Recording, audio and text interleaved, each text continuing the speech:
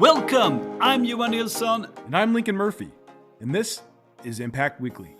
We're here to help you make your customers successful. Each week, we answer your most pressing customer success management questions by relying on our years of experience with companies around the world. Let's get this going.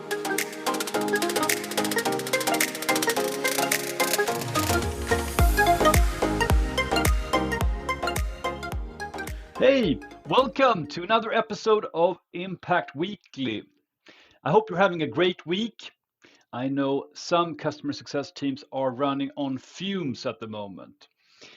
I actually spoke to a CSM the other day about stress, and I asked her what her recommendations are for someone feeling overwhelmed at work. And she basically told me two things. So, two things she does to cope. Number one is that she works out to make sure to work out, even though it's heavy schedule. And number two is that she keeps feeding her brain with some new ideas. And I think the latter there is what we're trying to do with Impact Weekly, to help you get new perspectives, new ideas, inspiration that you can bring back into your job, make it easier, make it more fun, and get more results as well. We received some suggestions, some feedback that people would like to fast track to some of the best advice. So this is what we've done. We'll listen to you, of course, and we have basically compressed the best advice from the first episodes into one. You will basically be able to cherry pick here and get the advice right away for each topic. Of course, go back if you need more context. If you want to go deeper into the subject, go back to that episode and you will get more. But this is a fast track. This is going to be a condensed version of the previous episodes. Hope you enjoy it, and do not forget to post your questions so we can bring up your specific, most pressing issue within the area of customer success. Enjoy. All right, Lincoln. So this week's question from a CSM, and I say this straight out how the question came in. So we talk a lot about ideal customer profile internally, but sales keeps bringing in anything but an ICP. What can I do? Question mark, question mark, question mark. Right. Lots of question marks. Yes. Cool. Great. So, all right, let's help this person now with the question. Three things. What should he or she do? So, first of all, and this is assuming we've already defined, some level of success potential, because that I think is sort of that's step zero. But one of the things you really want to do is let's start looking for not just customers that had success potential, but let's look for customers that were what we would say a great fit. So Think about this, like go through your portfolio, or just, you may even have some customers right off the top of your head that you're like, okay, these are amazing customers. They, whatever that means to you, they were, they were prepared for onboarding. They really put in the effort. Adoption, both breadth and depth was fast and efficient. Maybe they expanded, maybe they were, they participate in our advocacy programs. Whatever you think a great fit customer is, start gathering details on those. So what are their characteristics? Sort of what are their shared characteristics if you were to group them together? And then, and keep in mind, like, also how you're defining great, again, is so you can communicate that. And then I want you to also think about, like, of these customers that are a great fit, how do they talk about what they do? How do they talk about our product? How do they talk about doing what they do with our product? Yeah. What are some of the use cases that they have? Maybe, so, not just their initial use case or their initial goal or whatever we have identified. What are some follow-on use cases, some follow-on goals that they had?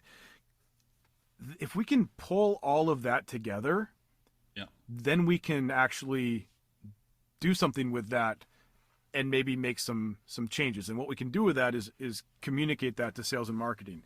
How do we do that though? Yeah, I think this is awesome.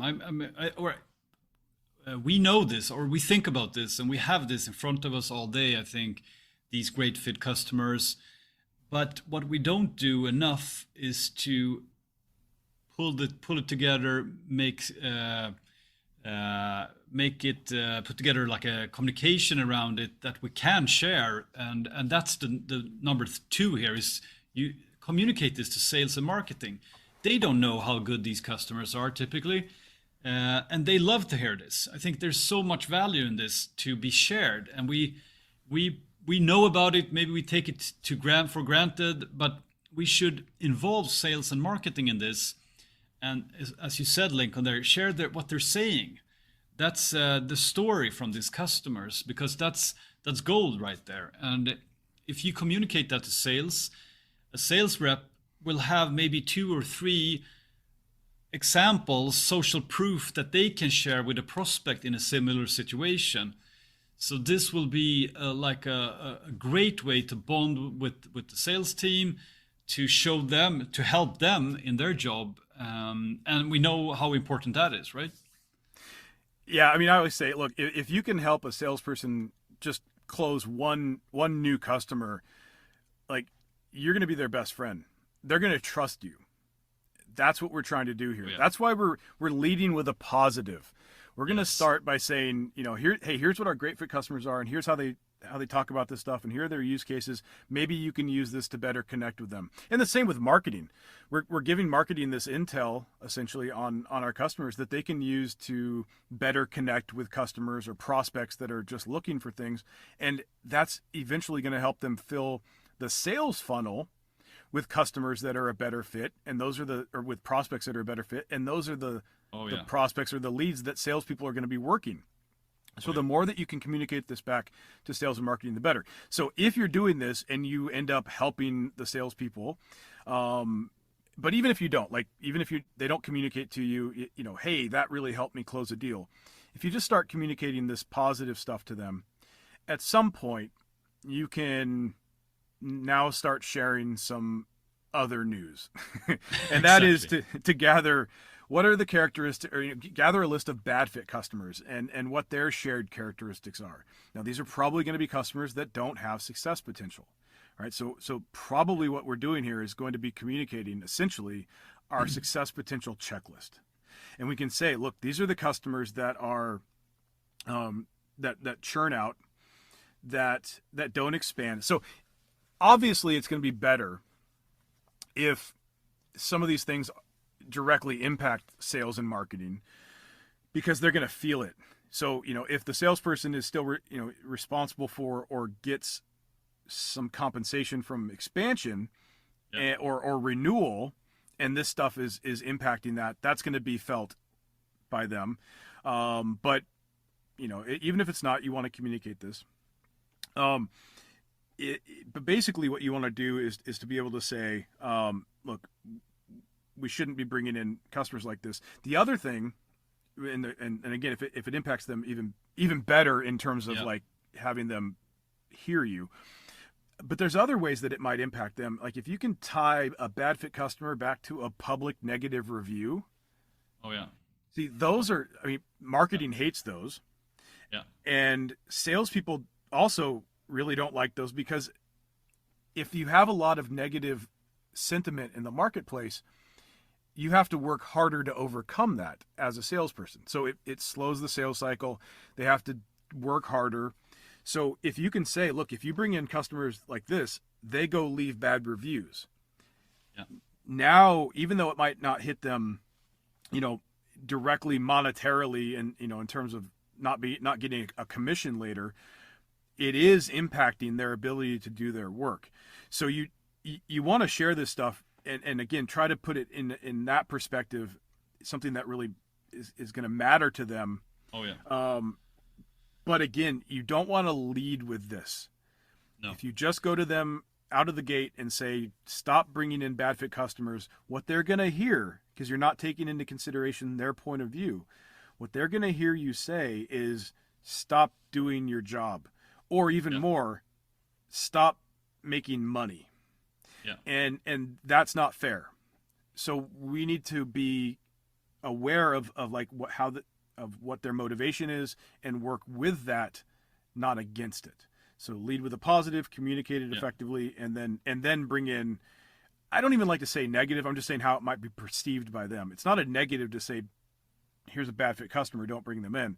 But we don't want to lead with something that might be perceived by them as a negative.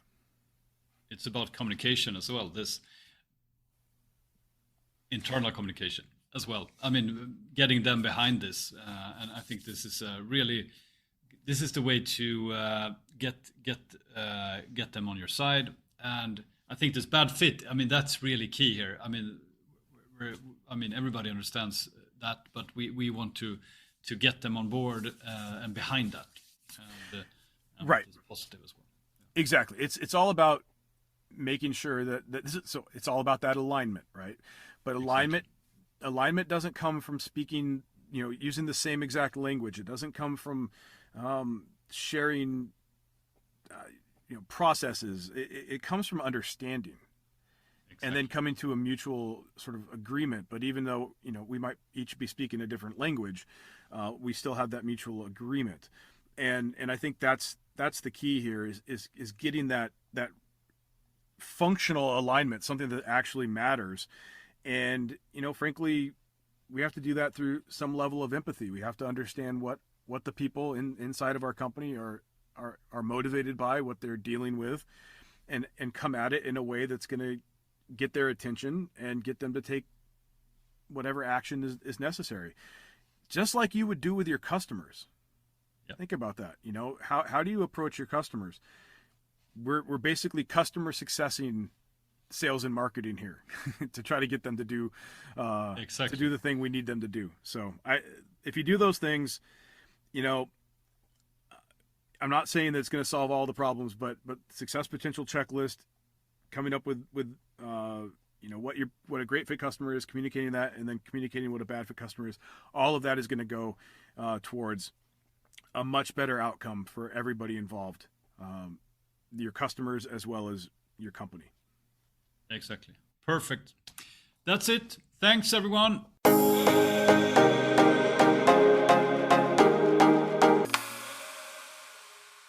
All right.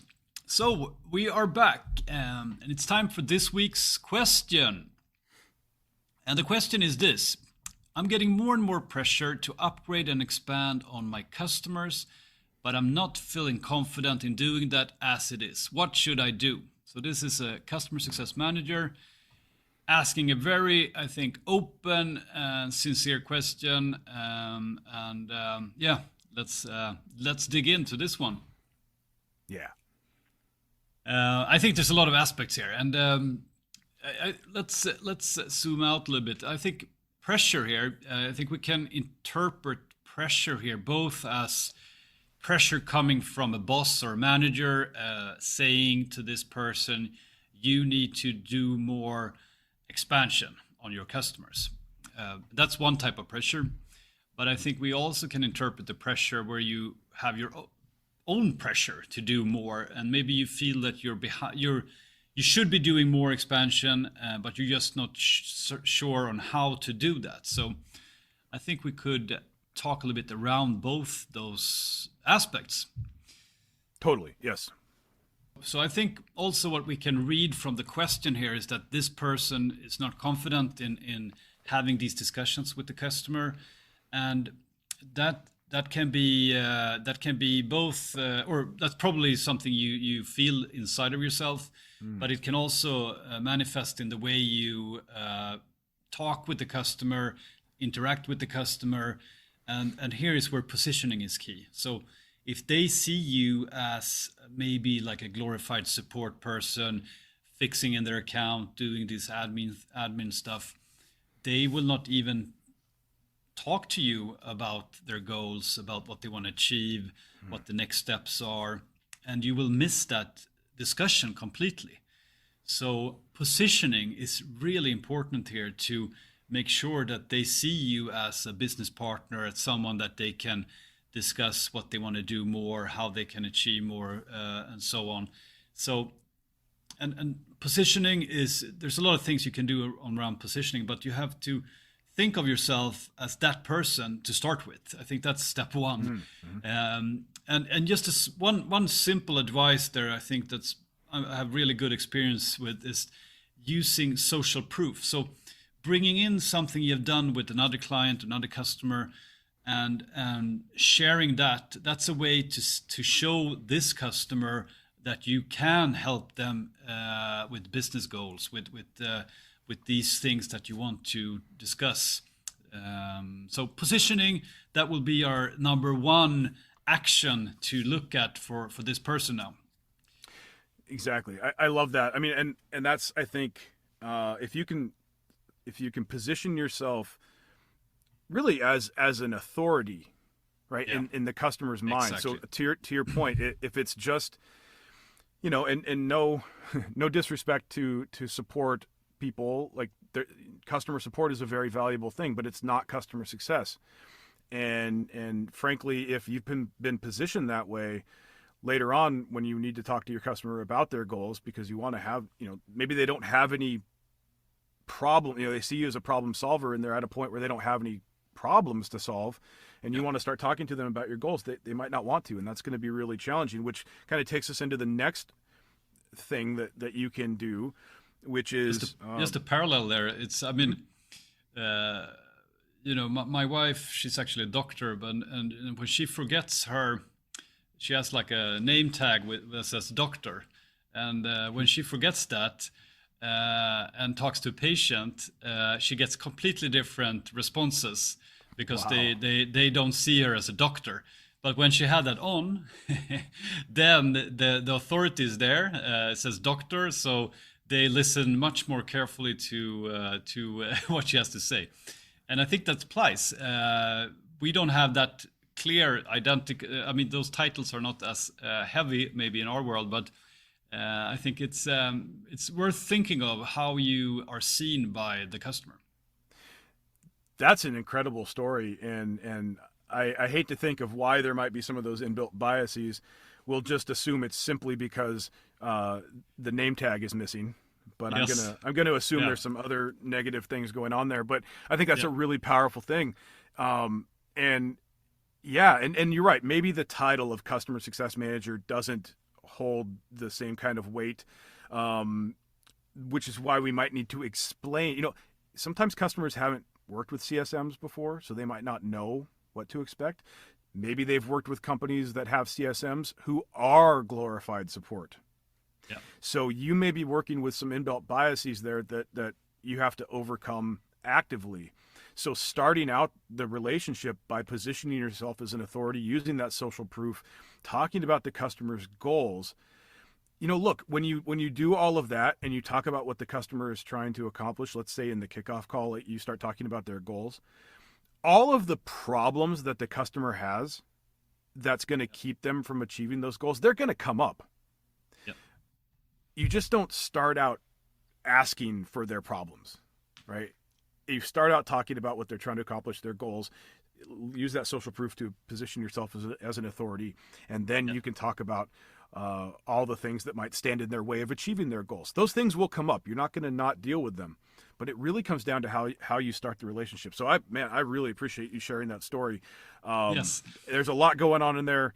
We can't solve all of society's ills today, but in terms of authority positioning, that's a wild story.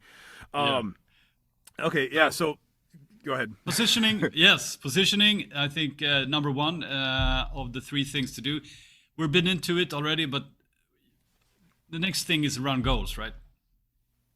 Yeah. So once you've positioned yourself as somebody that your customer will want to talk to about their goals, the next thing is we want to make sure that they do that they continue to share what their goals are with us.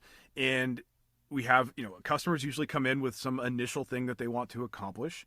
But that's not everything for the entirety of their life cycle with us. There's going to be additional goals. There's going to be goals that, after they've met the initial goal, maybe the initial goal is going to change before they meet it. That's just how things work. They don't, goals aren't always met before the next one is pivoted to.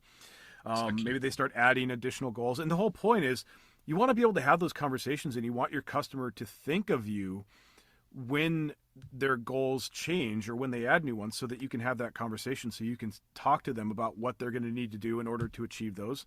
And there's probably going to be some place in there where expansion is going to be a natural part of that conversation. Those are the kind of conversations you want to be having. So that goal discovery that continues, I think, is just absolutely critical. So you want to create an environment where your customer is going to feel comfortable sharing those things, thinking of you first, ideally, when those new goals come up, so that they come to you and you can start working with them on the plan to move forward. So positioning is critical in that sense, and then just continuing that goal discovery is super important. So you have positioned yourself right. You have these good discussions with the customer. You see the goals ahead of you. The customer is talking about them. How do we? The last thing now. How do we put it all together? So, one of my absolute favorite, I call it a sort of a psychological framework, is this concept of orchestration. And I already mentioned it a little bit earlier, but just to be absolutely clear on what we're talking about here, orchestration is really managing expectations at the end of the day. That's what it comes down to.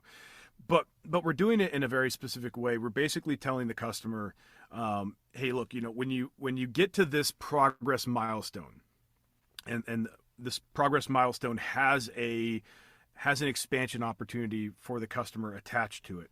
We will tell them, look, when you get to this progress milestone, and by the way, don't use that term with the customer, tell them exactly what that milestone is. So when you close your 10th customer through our CRM or whatever, you're going to be specific. When you get to this point, other customers like you, or some phrasing like that, have added this thing, this add-on or additional capacity, or they brought other departments into it, something like that. They've done that at that success milestone. Now, or at that progress milestone, you're not ready for that right now. So we don't have to talk about adding that to your account, but I want you to be aware of it, so that when you get to that progress milestone, we'll have that conversation. We'll talk about adding that to your account. Is that fair? Yeah. That little psychological framework. And by the way, we go into a lot more detail on this in our Impact Academy training, but if you don't do that, you can sort of take what we're talking about here and use it. But the whole idea here is, think about this. So talking about confidence and in being able to expand, have the conversation around expansion. What did I just do in that orchestration process? I just told the customer, I could try to sell you something. We have this add-on, we have this other product, whatever. I could try to sell this to you, but I'm not going to, because you're not ready for it. That is a level of trust that is completely unexpected, because in every other situation they would expect to be sold to. And you're saying, no, you don't need it right now. When you do need it, we'll talk about adding it to your account. I'm not saying when you do need it, we'll add it to your account. I'm just saying we'll have a conversation about it. Yeah. And then I'm asking you if that's fair. In my experience, and I listen to a lot of calls with CSMs, a lot of recorded calls, I've never had a customer say, no, that's not fair. They might have questions, of course, but nobody has ever said, no, that's not fair. I don't ever want you to bring that up. And then when you do bring it up later, because again, there's some psychology there where we've planted the seed. The customer says, the customer might even be excited that they reached this progress milestone, and now they can use this thing that was talked about some time ago. It's amazing. At the very least, if they're not excited about it, at the very least, they're not blindsided by this conversation that could lead to an expansion. Whereas so going back to what we talked about earlier, most new business sales approaches to expansion are to kind of blindside the customer with an offer when they don't need it, and this is why you, as a CSM, you might get an email from your customer saying, hey, why is your sales team reaching out to me? If you haven't experienced that, you probably will at some point. That's the sales team trying to sell them something they don't need when they don't need it. No, but this is extremely powerful. And I would even say that I've seen some examples now of really modern companies working together with new business sales on underselling, or at least not overselling on the plans and the add-ons in to do exactly this. If the customer and working out good bonus structures and so on that works together here. So I think I've seen this so many times as well. This is how you do really well with expansion. Totally. And I just want to, you touched on something really important there. So a couple things. I want to make sure this isn't an us versus them thing when it comes to sales. I'm just saying a lot of times sales is sort of running the show and they're just applying new business tactics because that's what they know and that's what they're good at. And that's why we need them, because they need to go out and get new business invented basically out of thin air. But when you were talking about sort of, underselling or not really stacking the initial sale with like everything possible, I think that there is, again, going back to new business mindset there, salespeople who are incentivized, basically they get a cut of the initial sale. They want to make that sale as big as possible. So, to your point, you need to think about, again, this is multifactorial and it's outside the scope of customer success, but there needs to be a different incentive structure for salespeople. If we're going to say, don't try to sell everything at the beginning, then the salesperson needs to be sort of compensated, should they have a smaller initial deal size. But I think also there is generally a lack of trust in the process by everybody involved to say, well, let's sell a little bit up front so we can expand a lot later. If there's no trust in that expansion process, no understanding of it, because nobody's ever put in the effort to create a strategy around it, it's like, well, maybe we should just try to sell everything up front. Yeah. Right? Because exactly. and yeah, so it's a balancing act. Yeah, it's challenging. It is. You really, if you get both working together here, I think there is a lot of power in this, and then the customer will get used to this. What we're talking about now. If we can start even from the initial sale, that they will be introduced to things they will get later on, then you can keep building on that. I think you will also teach the customer how we work. We want you to achieve this goal, and then you get ready for next, and so on. So I think there's a lot here to talk about. We're gonna wrap it up now, but very important topic. And even if you can't control everything around this, you can always bring it to your attention, to your team, head of customer success or the management, and give them ideas around this as well. I think that's always appreciated, and you have probably the best insights here into how this works in practice with your customers. So wrapping it up, so 3 things to do if you lack confidence in working with expansion sales. Positioning, make sure you position yourself with authority to your customer. Goal discovery, you need to continue the goal discovery after the sale has been done, after onboarding. Continue goal discovery, and the last thing here is the most important one: to orchestrate that the goal is also linked to an upgrade, an expansion, and work on achieving the goal with the customer, and then you will do great. Awesome. Thanks, everyone.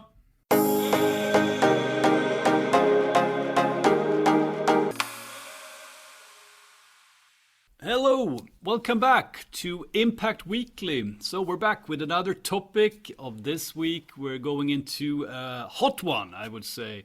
It's about price increases. So this is the question. If upper and senior management has increased prices across the board for all products and services, what's the best course of action for the customer success manager and team to reduce the blow? Wow, yeah, price increases. That's something everybody loves to talk to the customer about, right? Oh, absolutely. Yeah, okay. But I guess, these times when I think a lot of people are talking about inflation, of course, and I think price increases is probably on the table in a lot of companies. So I think it's a timely question to address, and probably something I would say most people working in customer success will one day or another run into having to talk about price increases with their customers. So from that point of view, I think it's a really good one to cover. Absolutely, yeah. But maybe we should just wrap it up with 3 concrete things, as we usually do for this team and this person asking the question here. Yes, for sure. So I think we talked about this, but it's all about preparation here. You need to have time, but you also need to sit down and brainstorm here. What can the potential objections be from customers when they get this message? And also brainstorm around what can we do here to soften the blow, to add more value, even if we increase prices here, to what can we do here? So you need to spend some time here brainstorming, basically, to prepare. And number 2, we said it already, but be proactive. This is really one of those things. You don't want to wait till last minute. You don't want to delay things because it will go out and they might hear it from a friend or a colleague or someone else. So be on it straight away and flag to the customer as early as possible that this will be happening. Yeah, I just have to, on that one, I mean, that is so huge. They need to hear it from you, and they need to hear it from you first. The worst thing that can happen, I think, in this scenario is that they come back to you and say, hey, I saw on Twitter or whatever that you guys are raising prices. What's up with that? Right? So that's a huge one. Be proactive. Yeah. And I'll just wrap it up with saying, I think the third one here would be focus on their goals. So as a CSM, I mean, you're here to help them be successful.